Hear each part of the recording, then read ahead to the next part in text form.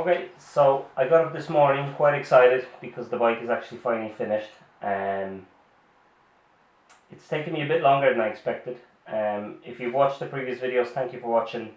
And if you haven't, they're up there. So if you're interested in any part of this, there's a video of on almost anything. I did skip a few bits and pieces, and if there's any mistakes in the videos, that have a look at the comment section or the description there. I will update if there's anything afterwards that I found that I made a mistake on. I'll go back over it and I'll write that in. So yeah, so look, I will go through the whole bike in a minute, but I'll just show you kind of the main bits that I changed. Okay. So let's start on the front. New tires, oversized 120 width on the front. As you can see that the front fender is from a CB400. As you can see, it's very tight on the 120, so I did need to do a little bit of an adjustment. Front forks, the bottom of the forks is Bros. The top is CB600. New rad shield off a CB400. I got the frame blasted, vapor blasted. It's a real nice finish to it. Exhaust. There's a video on the exhaust there. The subframe, bit of bending, tube bending, bit of welding. The hoop has integrated lights.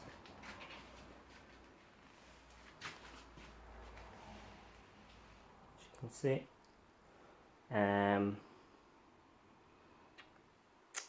Paint the wheels black.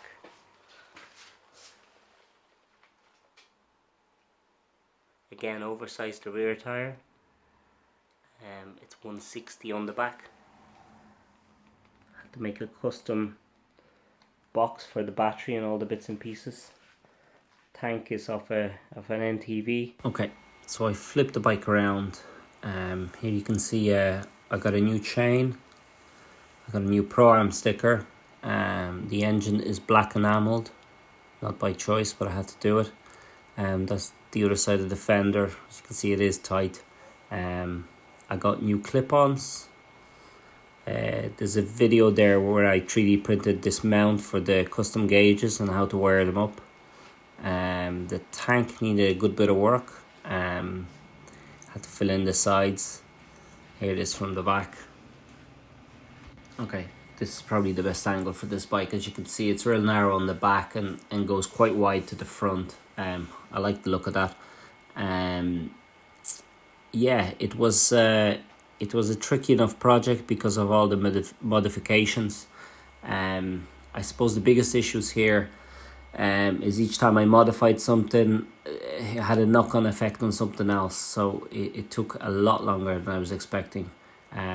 Usually all my projects are kind of restorations rather than modifications, but look, you live and learn. If you're wondering how much this bike cost, well, it costs a lot of money.